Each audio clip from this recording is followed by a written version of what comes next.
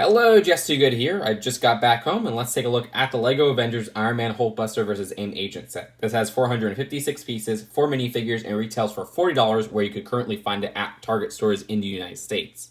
The only new and exclusive minifigure to this set is the Rescue Armor Pepper Potts. Now, we did get a Rescue Armor Pepper Potts less than a year ago with the Hulk helicopter drop, so it's kind of funny that the first instance of this character is followed by a new variant so early on.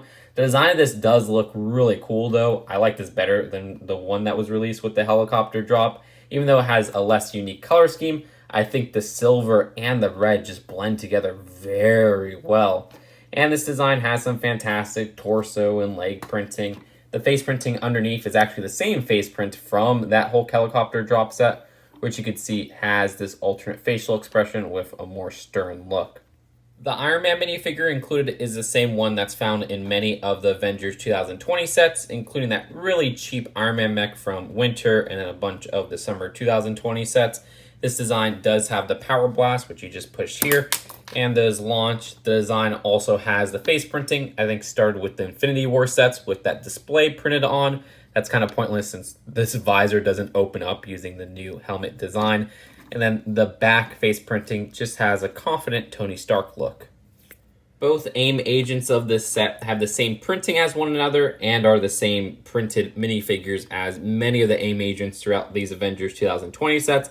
Good for army builders, but it does get pretty repetitive. I do like the switch up in some of the armor in this one with these little goggles here where you could lift it up.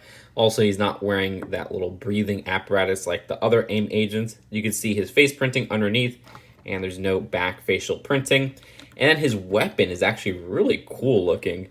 I like how they use the candlestick piece in black at the end, and how it has a little stand which is clipped on with that fork piece. The next AIM agent goes airborne. This design does have a neck attachment which uses some Technic pins and some other pieces to have these turbines attached. You could actually rotate these all around, and they do have stickers at the side. And they also have flick missiles, which are just the classic flick missiles I haven't seen in quite a bit. And if you want to use a flick missile, well, just give it a nice flick. That was actually a really good flick. Dang. This design does have the breathing apparatus, unlike the last one, but again, uses the same torso and facial printing. One thing to note, though, is that it does have this tranquilizer gun piece in black, which I don't see too often. That's actually pretty cool. The build of the set is the Hulkbuster, which this design is more comic-based than the previous versions. The previous versions have been based on Infinity War and Age of Ultron. I actually have the Infinity War one right here. Hopefully it's not missing any of the pieces because I got to get this out of storage. But you can see that this one is a lot thicker in general and has a lot of different aspects. And aside from that added thickness and height, the part that stood out to me the most between this and the MCU versions is how they use more of a disc flat top design than this half dome piece from those older versions. Now this is still printed on, but this design does have the face looking pretty flattened when you look at it from many angles. In my opinion, that's not really a good thing. Now that is something that's probably accurate to the comics, but still, I kind of like the half dome design better. Either way, this works in a very similar way where it is clipped on at the back there, and this design can easily be lifted up to access the cockpit, or you have enough room to fit Iron Man sitting down, and there's even a stickered part right here for the control panel of the Hulkbuster. I don't know, it just looks so goofy to me from many of the angles with such a flat head. It doesn't look right. Either way, this design does have this nice added windshield piece to the side that do give it just a little bit more roundness at the top there. And those windshield parts help from an overhead view, or if you have the head kind of dipping down a bit to make it look a little bit better. But again, just standing upright, it looks very odd. However, I do like this printed part right here, which I believe was used for the front of some cars. That actually is a really nice and colorful print that has some nice detail to it. There's also a stickered piece right underneath on the torso there. The torso itself rotates at the base, so you can do a 360 there.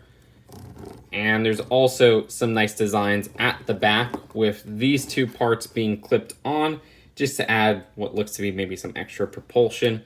Also some clipped parts right here, which actually aren't holding on to anything, but still add a nice design to it, topped off with the gold bar pieces. The build for the arms are the same on both sides, just flipped over. This design does have a point of articulation at the shoulder, which uses a socket joint. You get some nice rotation there. And then there's an elbow joint, which uses a ball joint. You get some nice rotation there. We have a sticker at this midsection. I like how this is closed off on all sides using some slope pieces. So if you even look at it from the back, it's still smoothed off. Near the hands, we also have another sticker as well as a nice line of gold bars to just kind of add some greebling to this texture. I like the slope pieces here as well to just add more of that roundness. And then for the fingers, they're just clipped on with the fork piece, as I like to say. And these can each be moved individually with a total of 4 fingers. And there's even a little blast part inside, which is just this dish piece in a translucent coloring representing his repulsors. You can easily position the hand in that particular movement, and it actually looks pretty good if you ask me. And don't worry, we'll be positioning the Hulkbuster in some cool poses later. But for now, again, this left arm is the same build as the right arm, even down to the stickers they use on this build. Now at the top here, it may look like it's a different build, but this is a part that can be added to either side. What we have is a little shoulder turret for Pepper Potts, and this design does have a seat at the back. We also have these 2 push missiles, which always tend to fly out, and all you have to do is push down there, and they go out pretty far. I do have a problem with this design. I like that you can put it on either one of the shoulders, where it just rests on one of these round 2x2 jumpers.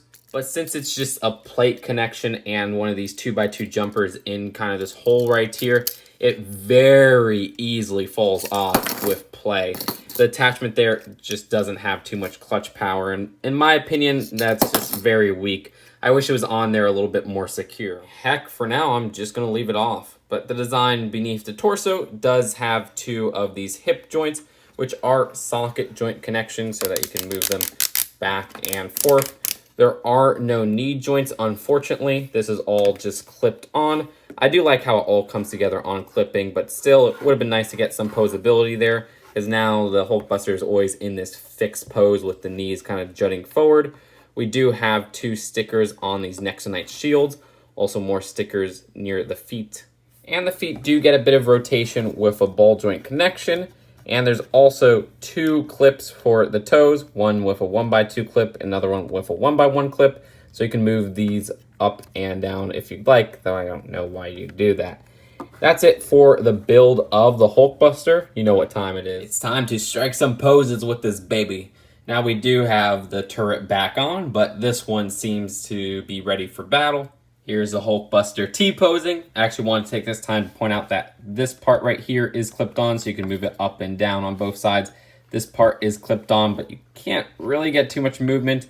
And also the propulsion parts are clipped on, so you can move them up and down as well. And here it looks like the Hulkbuster is ready to race. But that's it for the build of the Hulkbuster. Let's take a look at the packaging and then the final verdict. This box design isn't used too often with $40 sets, and you can see the back actually has a really cool shot of the set. And the instructions have a nice ad for the summer sets I hadn't seen before. Oh gosh, I can't even flip to the right page. There you go. So you have those 3 to the left, and then even that new Venomsaurus set to the right. So overall, Iron Man mechs and busters are a very common thing in Marvel superhero sets nowadays, where we had 2 in 2018, the War Machine Buster in 2019, and then we even had that Iron Man mech earlier this year for $10. This one doesn't feel like much of an upgrade over those old Hulkbusters. The design of this is definitely more comic inspired, but this ends up having a very goofy look with this flat top right up here. I do like that added thickness to it, which does give it a little bit more of, I guess, an armored look. But at the end of the day, for $40, this doesn't even feel worth it compared to the $30 price that some of those earlier Hulkbusters had. I also don't really like the integration of the turret part, which seems to fall off very easily.